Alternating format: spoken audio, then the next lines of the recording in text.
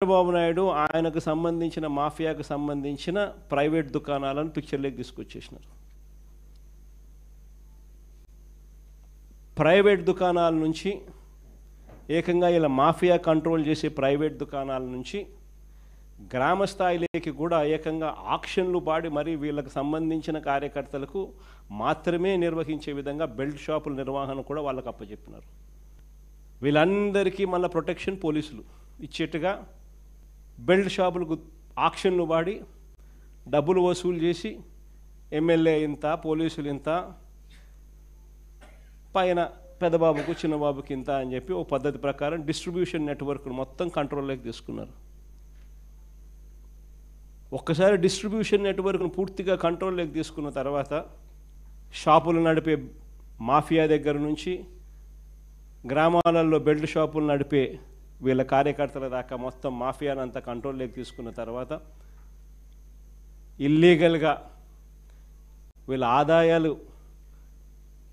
పెంచుకునే దానికోసం ఒకవైపున ఎంఆర్పి రేటు కన్నా ఎక్కువ రేటుకు అమ్ముతున్నారు. అది ఇల్లీగల్ పర్మిట్ రూములలో పక్కనే ఇల్లీగల్ పర్మిట్ రూములు తెరిచి పెగ్గుల రూపకంలో మందు పోస్తూ అమ్మడం అయితేనేమి, గ్రామాలలో బెల్ట్ షాపులు ఈ రేటుకు కొనుక్కున్న తర్వాత ఆ రేటుకి 20 రూపాయలు, 30 రూపాయలు, 10 రూపాయలు ఎక్కువ వేసి మళ్ళీ దాన్ని వాళ్ళు అమ్ముకునే పరిస్థితి అయితేనేమి కళ్ళ ముందర కనిపిస్తూ ఉంది. అవినీతి అన్నది ఎలా జరుగుతూ ఉందో, గవర్నమెంట్కి రావాల్సిన ఆదాయం గవర్నమెంట్కి రాకుండా వీళ్ళ జోబీలేక ఆదాయం ఎలా పోతూ ఉందని ఒకవైపున ఈ మాదిరిగా జరిగిస్తూ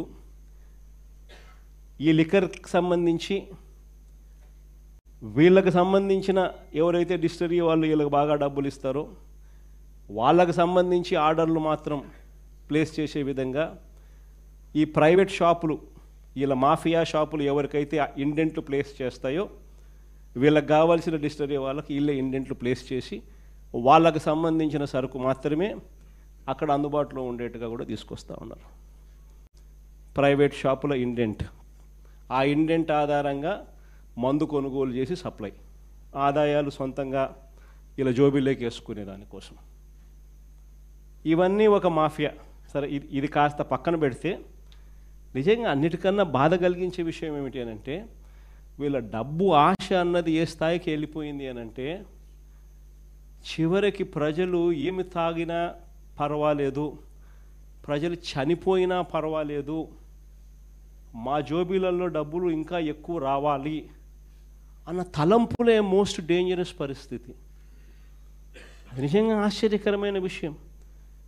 చంద్రబాబు నాయుడు గారి పరిపాలనలో ఈరోజు రాక్షస యుగం నడుస్తూ ఉంది.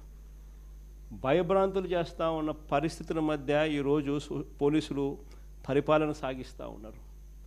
ఇలాంటి పరిస్థితుల్లో ఒక పద్ధతి ప్రకారం కల్తీ మద్యం కుటీర పరిశ్రమల్లా